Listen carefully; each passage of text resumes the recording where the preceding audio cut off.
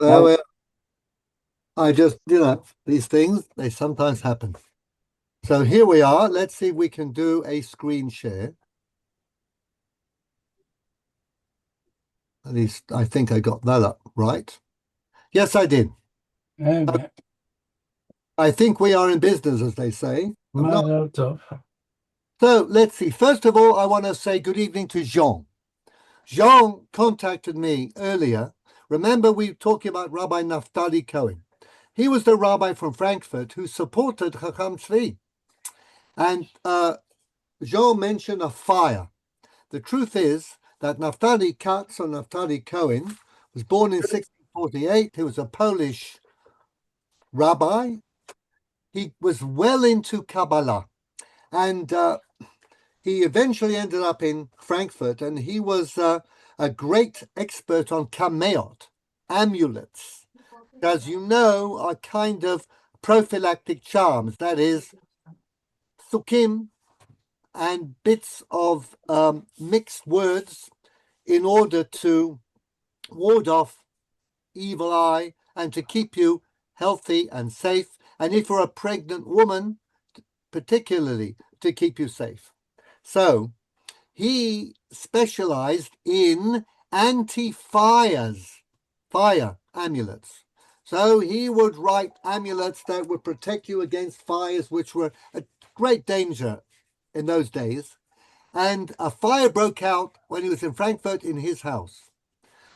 And immediately, of course, the non-Jewish authorities, because it did a lot of damage, a lot of houses burnt down. I think of the fire of London, 1666, the whole of London basically burned down. In those days, fires were fires. All started in a bakery in Pudding Lane. This started in the home of Rabbi Katz, but when they investigated it properly, they found out it was a non-Jewish tenant, a goy who was renting a room in Rabbi Katz's house, that the cause, which was the cause of the fire. But he got into trouble, and he was exiled from the city because they said that he didn't put the fire out because he wanted to test the kamea. In other words, even though he started the fire, because the fire had been started, he said, now I have a chance to test my kamea, and I'm going to use the kamea, I'm going to recite the psukim, I'm going to throw it around my head, I'm going to scatter all sorts of bits of plaster and earth here and there. But of course, it didn't work. But I just want to say one thing about this. We're talking about the 16th century. Now, you must know, the 16th century in Europe, the line between rationality, magic, occult, superstition was very thin. Medicine, too, was a long way from becoming an institutionalized academic enterprise when people went to university and used rational thought processes to heal. No, it wasn't like that at all. And even people like Isaac Newton, and we're going a century later, were very interested in magic and occult and alchemy. So you could choose from a whole range of healers in those days. And that is exactly what people did. So whilst today we might be very skeptical and say how foolish he was to think he could stop a fire using a kamea, using a mystical Kabbalistic amulet, it wasn't so foolish. And that goes for non-Jews as well as Jews. Okay, so just let's have that in mind. But thank you, John, for directing us to the pyromaniacal Rabbi Katz from Frankfurt. Okay, pyromania being somebody who likes fires. Anyhow, yes, Jean. It should be mentioned that the Gemara mentioned also kumiyot, and there is a notion of kumiya beduka and kumiya lo In the laws of Shabbat. What? In the laws of Shabbat, absolutely. Yes, donc the Gemara believed also that they are efficient kumiyot and probably non-efficient.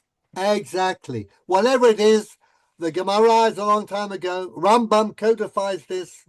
He may have known better, but nevertheless, people believed in this until very recently. So we'll keep this because we are going to possibly today get to the big battle over the Kemeot of Rabbi Yehonatan Eibishter. So Eivish. that's a very important bit of Jewish history. But anyhow, we'll start much more on a much more modest vein. And let's have a look at number one, Rabbi Oppenheim.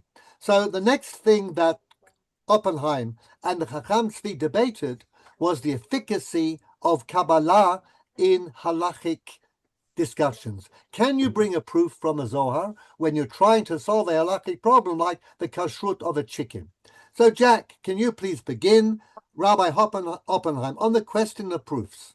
Rabbi Oppenheim, on the question of proofs from the Zohar, Rabbi Oppenheim sought to distinguish between any reference to human hearts and those of animals.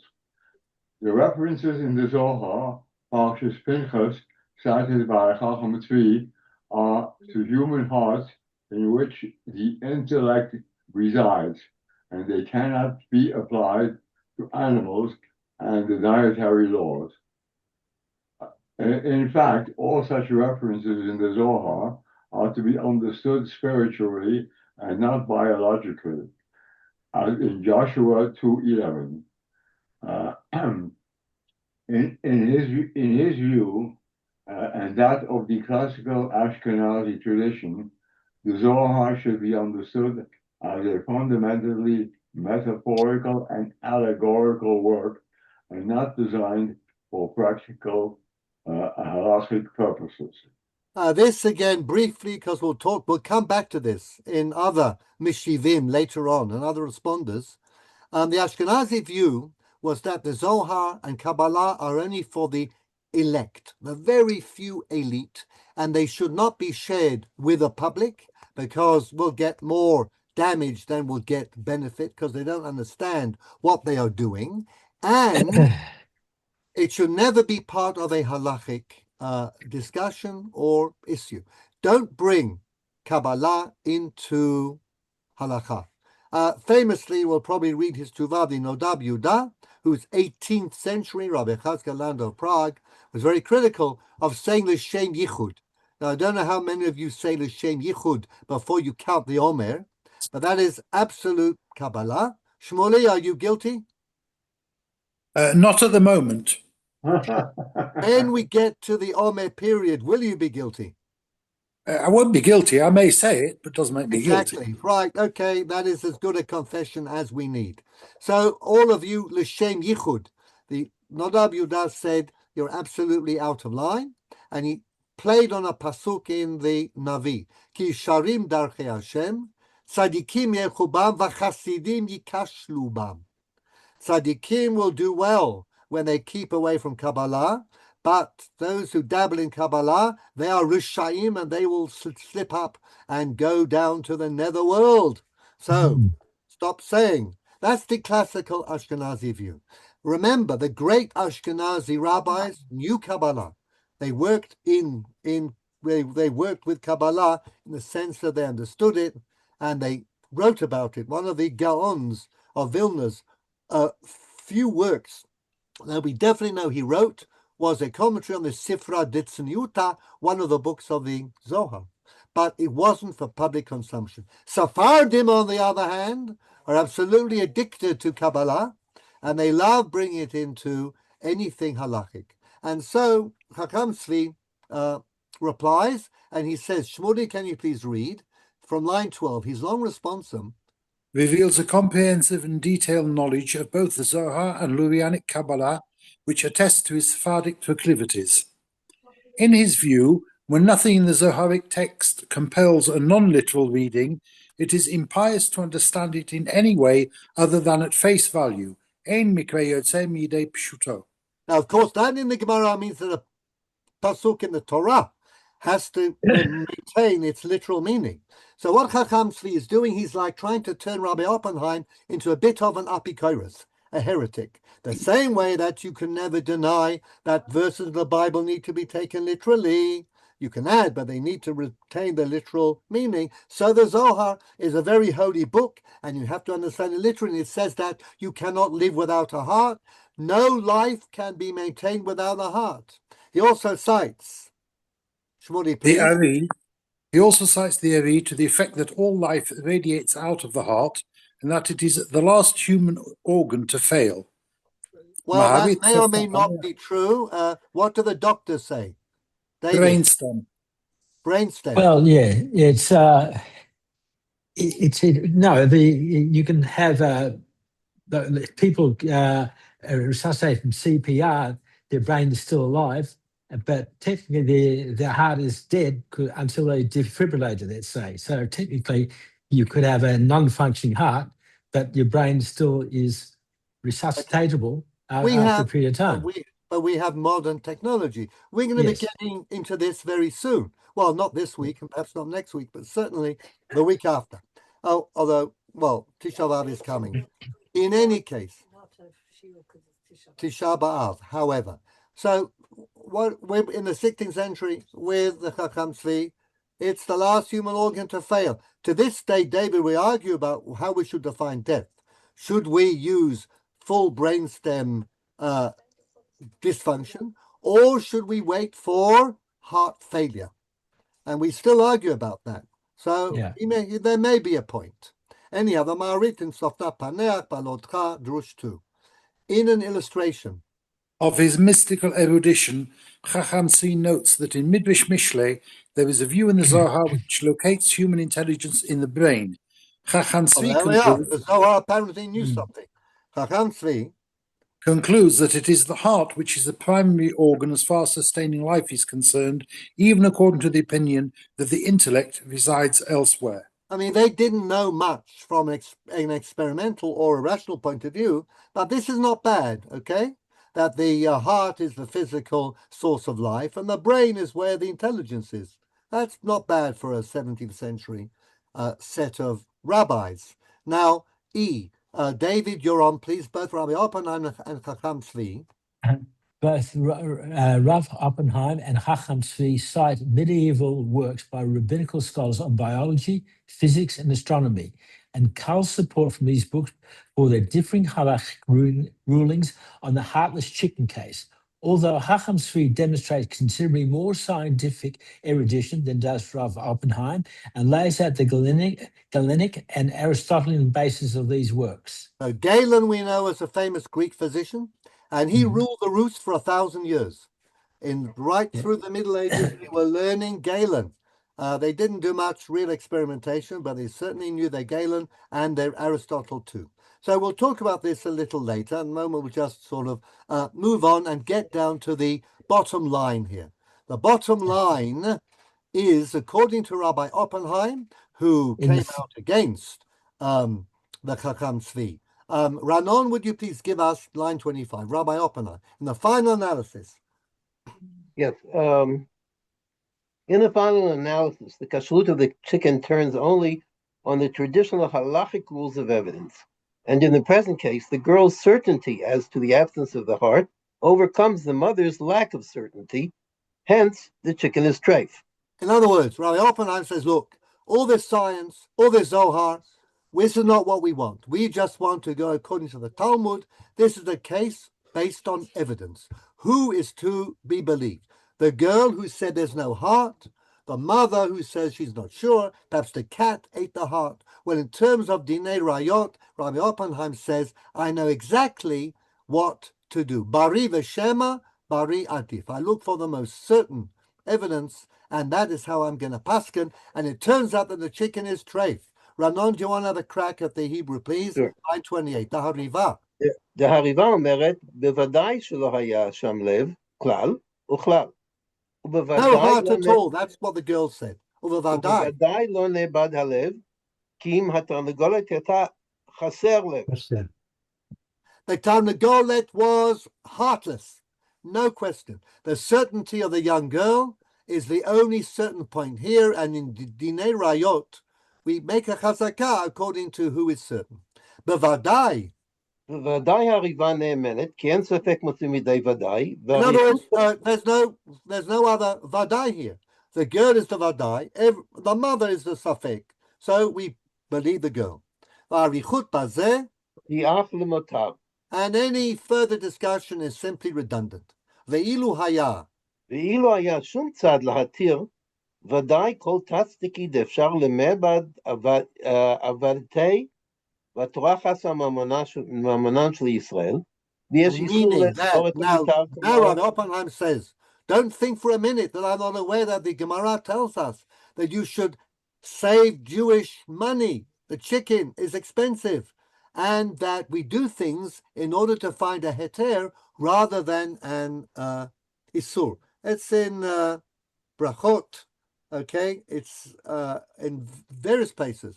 HaTorah chasa mamonan shel Yisrael, okay?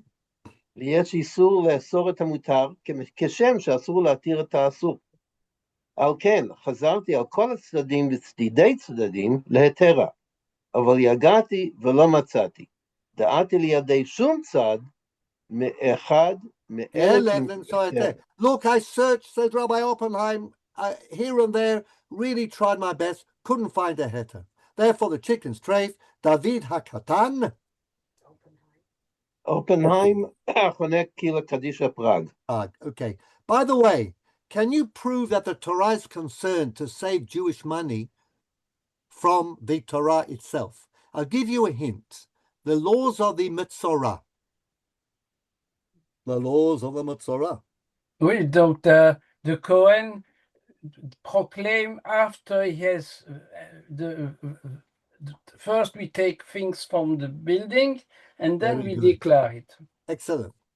The Torah says that when the Kohen's going to come and you're pretty sure that there's tzarat in the house, there's the Metzorah in the house, take everything out. Because once I come in and declare the tzarat to be tzarat, then everything has to be destroyed. From here we can see from the Torah that we are chasam mamonan shel Yisrael. Okay, so let's see. Robert Vassal, you're next. What does the Chacham Tzvi, what is his bottom line? Line 33. Yeah. It's the first line of tonight's Daf Yomi is also in the Nimim Alehem, the Od HaTorah Chasa Mamonam Shel Yisrael. This, by the way. Traditional halachic categories are insufficient to answer the present case, and since according to science, a lively, heartless chicken is an impossibility, the chicken is kosher. We do not invoke miracles when making halachic rulings. דלא חשינן למעשה ניסים אפילו במקום שבאו עדים והעידו נגד המסור בידינו ממהלך הטבעי, אמרינן היי סהדי שנקרא נינהו. היי סהדי שקרא. שקרא נינהו והטבע קיים. You couldn't have anything more clear than that. We do not go for miracles, and even if there are Eidim who come along, they're lying. Okay, because Sadi Shikra Ninhu, the Eidim are liars, Teva Kayam. Doesn't mean they're deliberate liars, just mean that there are situations which you cannot trust Eidim when their Eidut flies in the face of what we know to be absolutely scientifically true. So I'm going to sort of, I'm not sure I actually might leave this, because the next bit we could develop, but okay, we'll see. Let's see. Avi, would you like to read? There's a Gemara in Yoma 85a. The Sugya in Yoma 85a. The Talmud discusses the law regarding breaking Shabbat for the sake of rescuing people who are buried under a collapsed building. Talmud rules that one is obliged to excavate the site of the fallen building and rescue those trapped underneath, provided that they show the vital sign of life, namely respiration. Ikar chiyuta ba'peh. So you test in the nose for the breath. Right. So the situation is a building has collapsed. People are buried under the building. It's Shabbat. Removing the stones and trying to find the survivors is asur, is a mlacha, but you do it for pikuach nefesh or safek pikuach nefesh. But as you bring each body out, you test it. If the person is dead, then you're not going to continue working on that particular person. Now, how do you know whether they're dead? If you're getting them feet first, you go up to the nose, and then you see if there's breath. Well, doesn't that mean that the nose is respiration is the source of life, not the heart, which is determined at the site of the nose? Avi, please. Rabbi Oppenheim deduces. Which is determined at the side of the nose. Rabbi Oppenheim deduces from this ruling that the source of life is the breath, not the heart, and therefore it is possible to live without a heart. And here we are. Well, the Chacham Tzvi, he does not remain without. Julian, would you like to read? If you're still there. Julian Liu. Okay, we will go back up to the top. And Jack, can you please give us line 10? Since the heart is hidden behind the chest wall, a heartbeat cannot always be palpated when the heart is functioning suboptimally due to damage or disease, even though it is still functioning in such a situation. Checking for respiration is simpler than assessing the heartbeat. In other words, Chacham Tzvi relies upon Rashi. And Rashi says the reasons you check for the nose is because you cannot always check the heart. It's easier to check that the heart is working by testing for the breath. So, would you like to read Rashi, please? Jean, line 7. Omar Amar. Umar Amar ad Ad chotmo, chotmo. מלמטה למעלה, שמוצאו דרך מרגלותיו. Tchila. You find the heel first. Ubodek v'holech. כלפי ראשו, Omar Amar. בליבו יש להבחין אם יש בו חיות, שנשמתו דופקת שם. Now, one view in the Gemara is that you test the heart because that's where life is beating. Omar Amar. עד חותמו, דזימנין דאין חיות ניכר בליבו וניכר בחותמו. That's what we just said. In other words, Rashi interprets the sugya to mean you test the nose because that's the best way of knowing that the heart is still working.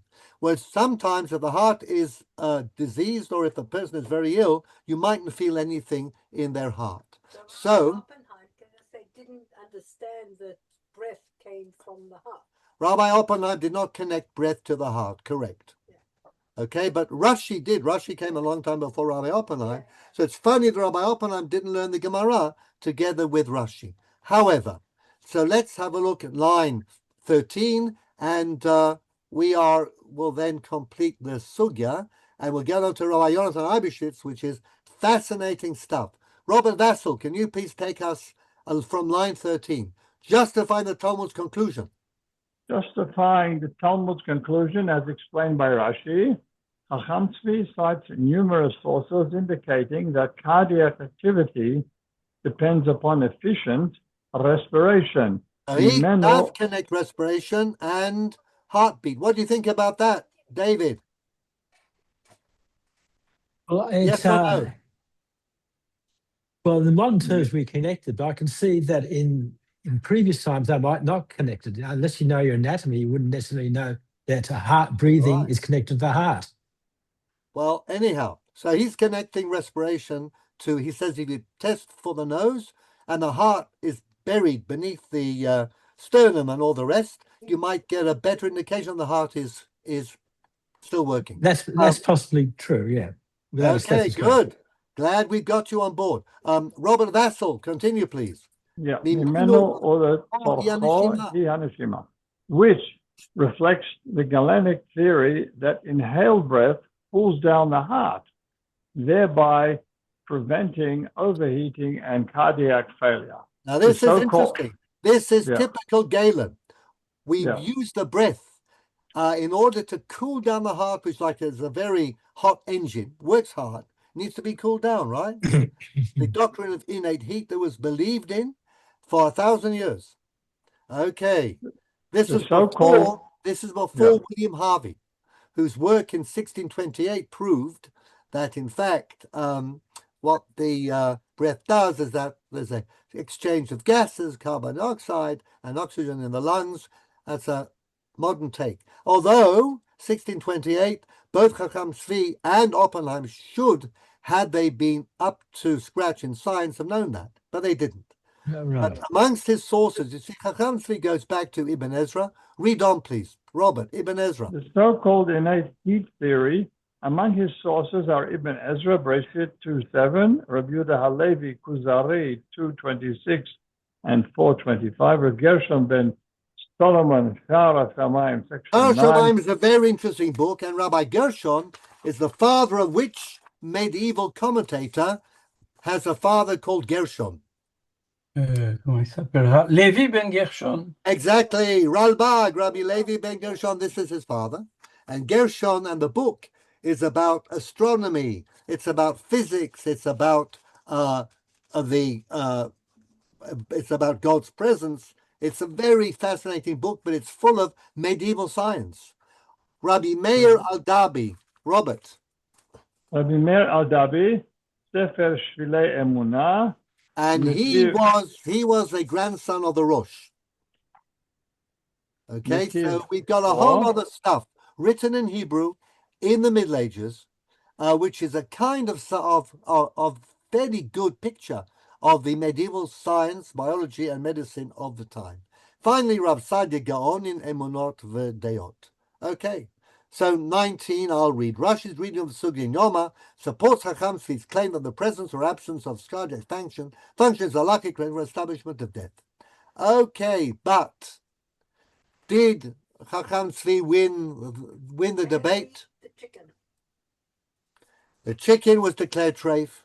They all ganged up against Chacham Tzvi. And as we'll read, his son Rav Yaakov Emden believes that that was why his father became ill. He never got over the tag that he was somewhat of a heretic because he preferred science to halakha. Now let's have a look at the fascinating story of Rabbi Yonatan Eibeshitz. So let's see. Julian Liu, are you with us yet? No, Julian? Who's going to unmute? So let's go back and let's take this. It's English. So David Parks, let's have some stuff here. Rabbi Yonatan. Rabbi Yonatan Eibeshitz, biography.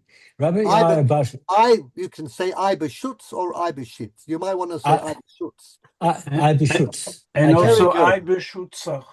Eibeshutzer, even better. Eibeshutzer. Okay. Was born in 1694 in Pinkhoff, southern Poland, and was known as Ilui Mikhishov, a Talmudic genius as a boy from an early age. Around 1700, his father, Rabbi Nosson Notter, a descendant of Rabbi Nathan Shapira, the author of Megillah Amukot. We talked about that, a Kabbalistic commentary. A Kabbalistic commentary on the Torah full of gematriot and letter combinations. Moved the family to Ibn Schutz. That's where the name comes from, Ibn Schutz, Moravia. In Moravia, we had been appointed rabbi. On his father's death, he went to live in Prosnitz with Rabbi Meir Eisenstadt, the author of Respanim. Responsa is Shut. Responsa, volume of Responsa. Responsa Panim Meirot. And studied in the yeshiva of Rabbi Samson Wertheimer, in which Rabbi Eisenstadt was the Rosh Yeshiva. These are halachic and Talmudic heavies. Ranon, would you take up the story, please? Later he moved. Line 28. Later he moved to Vienna, where he married Elke Shapira, the daughter of Moshe Isaac Shapira, the Av Bet Din of Bohemia. It always helps to marry into a very important rabbinic family. Okay, the marriage connected him to a number of the greatest rabbis of the period, including Rabbi Eliyahu Shapira, the author of Eliyah Rabbah, Rabbi Yaakov Reiser, the Shlut Yaakov, Rabbi David Oppenheim. Funnily enough, Rabbi David Oppenheim. Okay, so we know who side he's going to take in the heartless chicken debate. Okay, in 1711. He settled in Prague, where he was Rosh Yeshiva, and an extremely popular darshan, held in high esteem in the city, and second only to Rabbi Oppenheim. He was a brilliant darshan, a very charismatic individual, great gift of speech. People flocked in their hundreds to hear his drashot, and there are 2 volumes of his drashot, one of which called Yarot Dvash, is a fabulous book of drashot if you're into that sort of thing. Well worth reading even today. Well, in my humble opinion. Okay. In Yeah, Prague, and this is he was only 17 years old at this time. exactly. And Ilui, as we say. Um, In Prague, in Prague, 533. due to his contacts with the Christian clergy and the local academics, he was involved in the printing of tractate Masechet Brachot with the omission of all passages contradicting the principles of And Christianity. this is another fascinating period or episode. We always had trouble printing Gemarot when the Christian clergy got very interested. And they would fish out all these references that they said are denunciation of Christianity, insults to the Christian religion, and degrading in terms of Jesus Christ. So he was extremely personable, and he spoke many languages, and he managed to get on well. And in Prague, there was a tradition of the rabbis getting on well with the king and with the heads of the clergy. Prague was fairly open in that sense. They were Catholics, of course, and this was Habsburg country. But you could have a good conversation with a priest, with a bishop, and with a king. There's the legends of the Maharal and Emperor Rudolph, but certainly he was held in high esteem, and the Christians needed him, because Christians always need a rabbi to tell them what the Old Testament really means, and perhaps what the New Testament means as well. So they trusted him, and he said, I'm going to print an edition of the Talmud that will be inoffensive to Christianity, because there was a blanket ban on printing any more Gemarot at the time. So Brachot actually was printed, and it got the permission of the censor. However, Avi, would you please take up the theme 935, rabbinic support? Rabbinic support for extending the project to other tractates was withdrawn because of the significant censorship of the original text. Now, when the other rabbis looked at the Gemara that this young Ilui had passed, they were shocked because a lot of stuff that they thought was very important was missing. So they said, stop, enough, no more. But of course, in the end, money solved the problem. In 1732, In 1732, church opposition to Talmud printing finally ceased as a result of a generous payoff by a number of very wealthy Frankfurt Jews. amongst the very wealthy Frankfurt Jews, one name, of course, comes to mind. Rothschild. Rothschild. Okay. So if we pay enough money, we can get away with murder, perhaps. In 1725, In 1725, he signed the Prague Cherem against any remaining Sabbateans instead of Rav Oppenheim, who was out of the city at the time. This laid to rest a number of rumors at the time that he was a clandestine Sabbatean himself. now, as a very bright, personable scholar who moved in Jewish and non-Jewish circles with great urbaneness, he was suspected of having something to do with the Christians in the direction of Christian Kabbalah. Christian Kabbalah, again, then we get into Zohar, mysticism. Of course, the shadow of Shabtai Tzvi hung over the entire Jewish world at the time. And we know that there were reserves of Sabbateans and then later Frankists in Poland who also believed in these mystical concepts related to a Mashiach. We don't actually need to go too far today to find movements within Judaism who are very interested in Mashiach. And of course, I would not mention any such movement. That's not in Judaism. Well, that, of course, is your view. But in any case, they were rumors that why is he so friendly with the Christians? Because the Christians were looking into the Kabbalah to establish the Trinity. We know that. We've talked about Christian Kabbalah before, and many Christian Kabbalists, Pico della Pic de Mandorella. la Mirandole. Mirandola was, of course, a famous example. And they found in the Kabbalah all sorts of hints. So, being an enthusiastic young man, got himself in a bit of hot water, criticism of his hobnobbing with the Christians, that brachot was a little too over censored, and there were rumors perhaps he was actually a bit of a Sabbatean. but he signed on the cherem because Oppenheim was out of the city at the time. On Rabbi Oppenheim's death, can we have another line, please? On Rabbi Oppenheim's death, he became active Av Beten of the city, but not his successor, possibly because of the Sabbatean rumors. So now there's a bit of background. Nobody is ever spared a bit of, if they're great, then you can be sure that they will be detracted in some way or the other. Jack, you are next. Can we have line 2, please? In 1741. In 1741, after the conquest of Prague by the French, he left to become rabbi of Metz. Now, the French did, in fact, have 2 or 3 years during the War of the Austrian Succession. They conquered Prague, okay?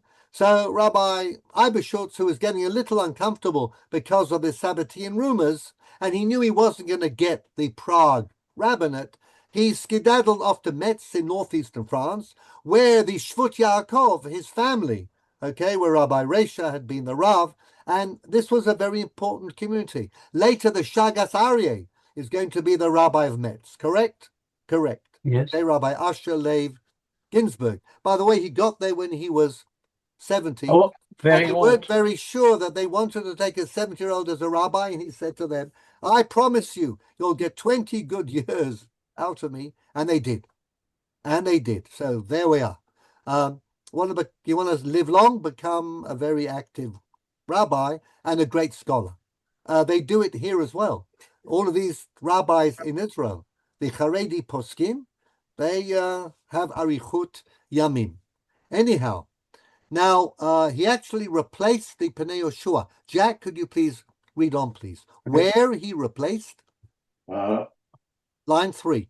Where he replaced the Pnei Yeshua, who had gone to Frankfurt. He established a large yeshiva in the city and wrote his Ked Aperati. Reiti upleti. Reiti uflesi. On the Yoredea. Yeah.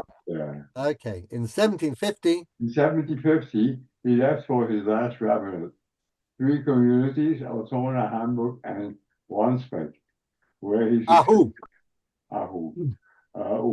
succeeded Haskell Katzenellenbogen and of Responsa Knesset Yechezkel fame. I will not tell you about him, otherwise we'll never finish this evening. I want to have at least one more text. So, one more reading, please. Shmuley, he passed away in 1764, having published the first volume of the Cresio Plesi, and was buried in Altona. He left scores of unpublished works on Halacha, Agada, Kabbalah, and Bible commentary, many of which have been published in the last few decades. Rav Yonathan Leibschitz was an acknowledged genius in at least 3 separate areas of Jewish religious creativity: Talmud and Halacha, Drush, homiletics and popular preaching, and Kabbalah. As A. Freeman remarked, he was a man of erudition and powerful charisma. Few men of the period so profoundly impressed their mark on Jewish life. So now I'm going to bring us back to the heartless chicken. Okay? Let's see. Robert Vassal, are you still here? Yes, I am. Good. So can you please read around 1751? Around 1751, Jacob Emden, the son of the Chacham Tzvi, then living in Altona, reinstated charge of the Sabbateanism along with Again. So it took a while, but Rabbi Yaakov Emden, Chacham Tzvi's son. Remember, Chacham Tzvi passed away fairly early. Okay, he's just about 60, I think. Where's Altona? Sorry? Where's Altona? Altona is one of the 3 communities. Hamburg, Altona, Wandsbek, Ahu. They were 3 communities in what we call the Duchy of Schleswig-Holstein. Now, Schleswig-Holstein was actually under Danish rule for quite a few years. So the Danish crown was, in fact, in charge of this area. The Jews got a much larger measure of autonomy than they got in the German duchies, such as Prussia. Hamburg was an autonomous area, but from the rabbinic point of view, they were combined, and this was regarded as a very prestigious rabbinic position indeed. Now you will remember that the Chacham Tzvi was the Rav, was the Rosh Yeshiva in the Altona Klois, and Rabbi Yospe, okay, was the Rav and the Rosh Yeshiva in the Hamburg Klois, and Chacham Tzvi was definitely the superior scholar. But Hamburg, Wandsbek, and Altona were this. I was on the sea. Okay, Hamburg is a port, and as I said, a Danish protectorate or colony within northern Germany.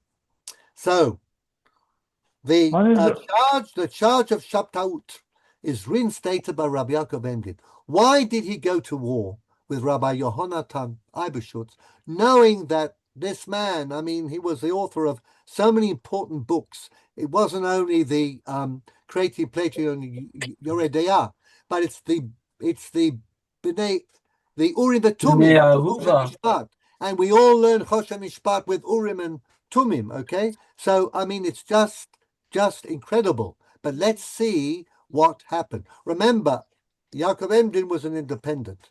He only was rabbi for 2 years, and he's reputed to have said, Baruch shepatarani me'onsho shel harabanut. I never had to be a rabbi, independently wealthy, had his own printing press, so he could print all the time, and he did indeed. He was a critic of everyone, but especially Eiberschutz. Why? So let's have a look. Robert, you were beginning to read on his arrival. Line 14. On his arrival in the three communities, Eiberschutz discovered that an unusually number of women, large number of women, a large number of women were dying in childbirth, and he began to write kameot, amulets, to protect pregnant women. Rav Emden, who had no official position but owned a private printing press, and was apparently out to persecute Rav Eiberschutz for a number of reasons, possibly including his criticism of Chacham Tzvi's stuck in relation to the heartless chicken, opened the amulets and charged Rav Eiberschutz with the use of heretic Sabbatean references in them. The connection with the heartless chicken was made by Rav Reuven Margaliot. Okay. Ranon, can you please give us the section in Hebrew? Now, this is from this is Rav Reuven Margaliot, who's Talmid Chacham, historian, connecting the campaign by Rabbi Emden against Rabbi Eiberschutz, connecting it to the heartless chicken case. Sibat Milchamto. You're muted, Ranon, you're muted. Unmute. There we are. Well done. Yeah. סיבת מלחמתו של רבי יעקב עמדן ברבי יונתן אייברשץ הייתה התנגדותו החריפה כרב צעיר להיתרו של החכם צבי, שהיה אז רב מבורך בעניין התרנגולת שנמצאה לאחר שחיטתה ללא לב. Okay, so Rabbi Yonatan Eibeshitz colludes with his relative Rabbi David Oppenheim, and many of the rabbis of the time bitterly attacks the Chacham Tzvi, as we'll read in the Kreti and the Pleti. But מחלוקת זו גרמה להתפטרותו של החכם צבי מרבנותו בקהילת ההוא. Now then, it was also because of the difficulties with Rabbi Moshe Rottenberg, but basically Chacham Tzvi was forced out of the Rabbanut in Altona, and he went back to the Klois. He was sharing the Ahuv, the three communities, with Rabbi Rottenberg, so they all ganged up on him. The right wingers, if you like, the ones who were not happy with the kashrut and the use of science as a ace, okay, to decide the issue against what was regarded to be testimony, but clearly, as we said last time, was really jacked up. So there was a fear in general that science was going to take over from faith. That's always been the case. It was the case in the past. It is the case today too. We don't want, what if we start replacing halakha with science, it'll be a slippery slope, and in the end, what will be left? So Margaliot, however, puts this down, and he says, "Machloket zot garma."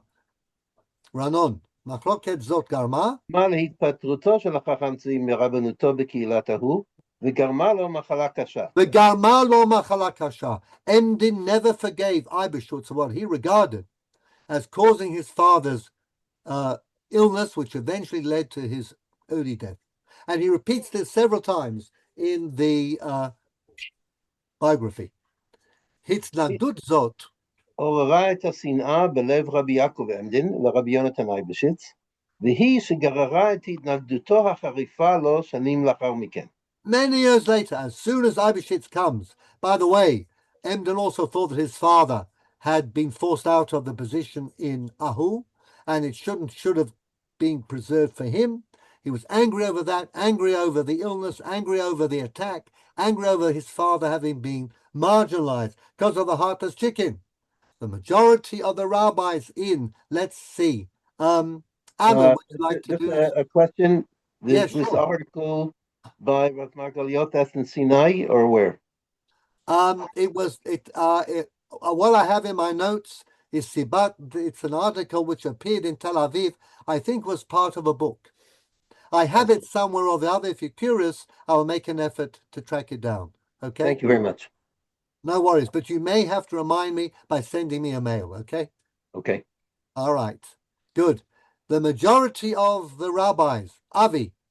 The majority of the rabbis in Poland, Moravia, and Bohemia, as well as the leaders of the three communities, supported Rabbi Eibishitz, and the general view was that the accusation was utterly incredible. After all, in 1725, Rabbi Eibishitz was among the Prague rabbis who had excommunicated the Sabbateans. Rav Emden counterclaimed that the rabbis decided against attacking Rabbi Eibishitz out of a reluctance to offend his powerful family and fear of his wealthy supporters living in their communities.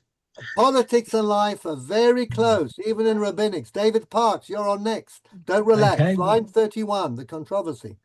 The controversy between the two rabbis became ugly, with violent clashes taking place between their supporters in the streets and public areas. You think it's all new?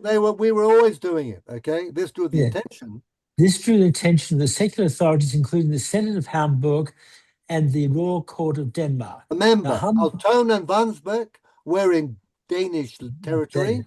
Hamburg was an independent political entity, the Port of Hamburg. The Hamburg Senate. The Hamburg Senate quickly found in favor of Rabbi Eibishitz. Excellent relations with the Christians and everyone else will support Rabbi Eibishitz. And the King of Denmark asked Rabbi Eibishitz to answer questions about the amulets, but there was no clear evidence either way. The Danish court imposed fines on both parties for causing civil unrest. Of course, a pox upon both your houses, so you have to pay. That's the thing the Jews have to do, okay? They always end up paying. Rabbi Emden refused to accept the outcome and sent out vicious pamphlets attacking Rabbi Eibishitz and demanding that he be ousted from the rabbinate of three towns, Ahuv. Three towns, Altona, Hamburg, Wandsbek. Of which, in his view, his father had been wrongly deprived. And that too, Ranon, it was not only the illness, but he'd been wrongly deprived of the Rabbonos. Right. Now, can we have Shmuley, please? The dispute involved. The controversy was a watershed even in the Jewish history of the period and had a profound influence on the subsequent development of the rabbinate. I mean, you've probably all heard about the Eibishitz and Emden discussion, but it definitely had a lot of effects in different areas on the history of the rabbinate in the early modern period, and we'll possibly dip into that another time.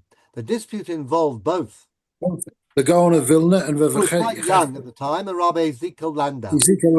Now, the Gaon was asked by Rabbi Eibishitz in a letter to support him. He said, I'm too young, but basically I'm in sympathy with your view, but I'm not going to write anything more than that. Rabbi Cheskel Landau, however, who was basically an unknown from Opatov in Poland, 1713 born, 1793 passed away, and the Nodab Yudah, indeed, Shmuley, the latter attempted to resolve the dispute, offering both parties a dignified exit. In other words, he said, no more Kimeo to be written by Rabbi Eibishitz. Rabbi Emden, stop your persecution. His proposal His proposal was accepted by the Eibschutz, but vehemently rejected by the Wenden, who continued to publish attacks on the Eibschutz until his death. The Noda Yehuda's diplomatic skill may have paved the way for his own ascendancy to the prestigious Prague rabbinate in 1754. and that's how he got to be the Rabbi of Prague and the Av Bet Din for the whole of Bohemia. And he had that position for 40 years. As opposed to the rabbis. Okay. Modern scholars of Jewish mysticism tend to regard the Eibschutz as a type of Sabbatean, especially in the light of a Kabbalistic work ascribed to him entitled V'avoy Hayom El Ha'ayin. So if you want to take up that, I'll let you. Okay, you've got the title of the book. Track it down. Was he or was he not?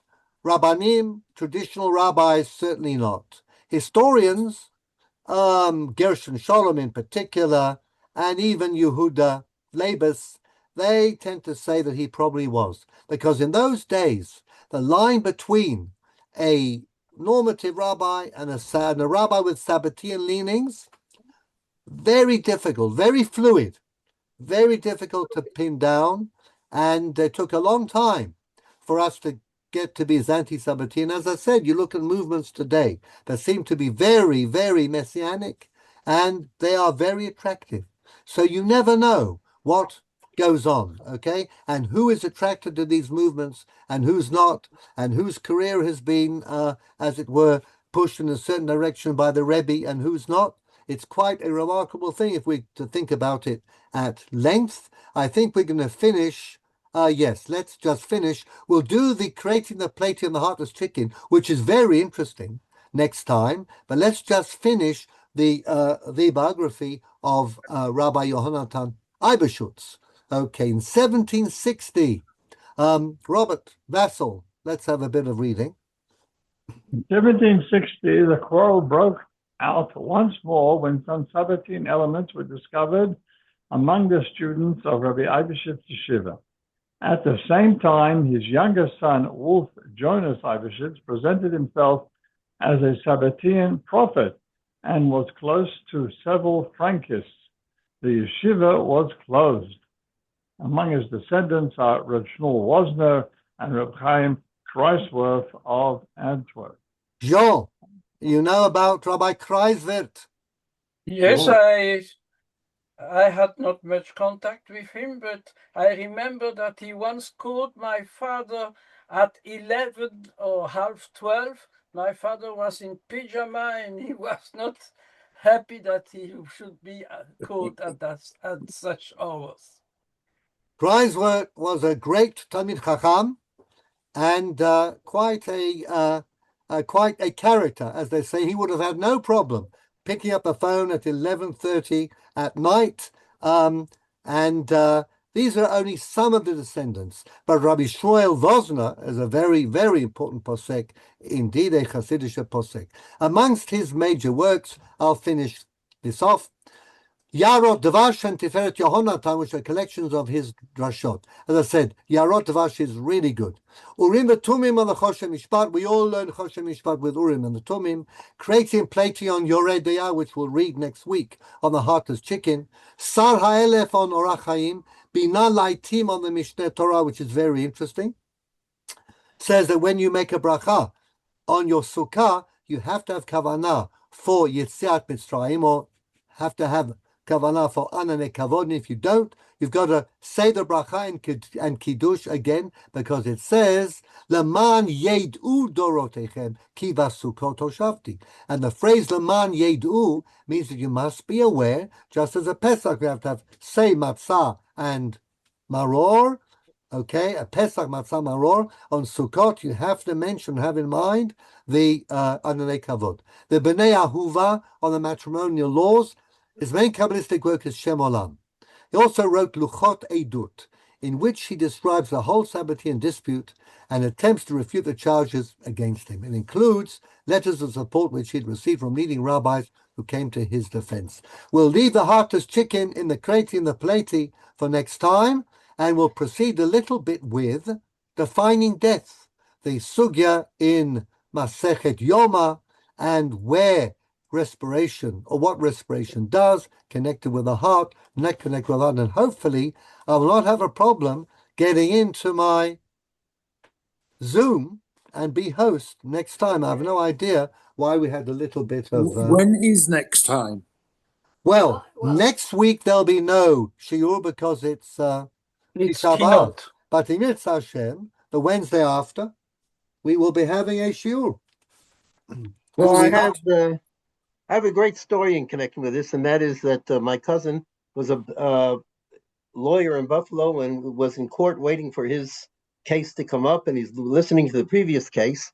The lawyer in the previous case, his name was Emden. So the judge asked him, are you related to Rabbi Jacob Emden? To which he proudly answered, yes, I'm a direct descendant, a lineal descendant of Rabbi Appan. The judge says, I'm a descendant of Rabbi Eibeshitz. And it's payback time. My cousin burst out laughing out loud, and everybody in the court looked at him to see why he was laughing. Yeah, very good. You know, I mean, people do have, there's the Senator Jacob Javits is a descendant of Rabbi Jacob Emden. Oh, yeah? There are all sorts of people who are descended across the board, some of whom went far away from Judaism, but that's a nice story. Wow. So the chickens always come home to roost, as it were. Okay, good. So I'm just opening up. Next Wednesday, we will not be meeting because it's Tisha B'Av. And let's see, the Wednesday after is we should be meeting. Okay, so 53 will be on the 29th of the month, and then on the 5th of August we'll have Shiur 54, and then I will be away. But we have 2 more Shiurim after Tisha B'Av, Im Yitzhak Hashem. Okay, so prepare for the Eibeshut's view of the heartless chicken next time. There we are. And we will remember your story. Ranon, thanks for sharing. A very good evening to everybody. Chodesh Tov, or Motzei Chodesh Tov, but it should be a good month, whatever happens. Okay, bye for now. Good evening. Thank you very much. Stop recording. Thank you. Good evening. Thank you.